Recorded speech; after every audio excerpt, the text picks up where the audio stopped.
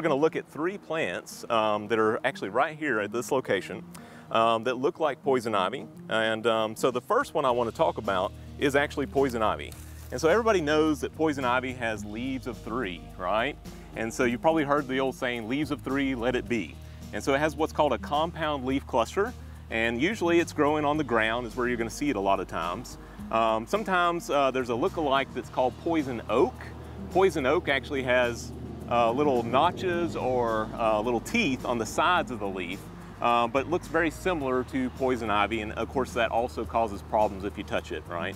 So that's one of the more common types that we see.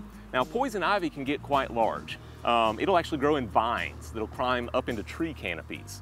And so some of the larger vines are big fuzzy vines. It's one of the few tree vines that we see in Georgia that has big fuzzy vines. And I always say, you know, Tarzan doesn't like fuzzy vines.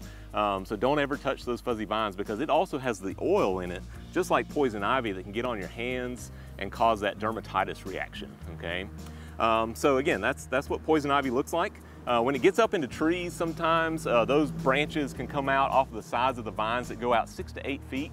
And so if you're walking down a trail or a path and you don't realize it, you may think those are the branches of a tree, when in reality it's actually poison ivy branches that are coming off of that vine on the tree, okay? So when you're hiking and going outside, always make sure you look up and be aware of what's around you, not just what's on the ground beside you. Now, one of the key differences between poison ivy and box elder is the leaf arrangement. And so if we look really close here, we'll see where the buds of those two compound leaves attached are side by side.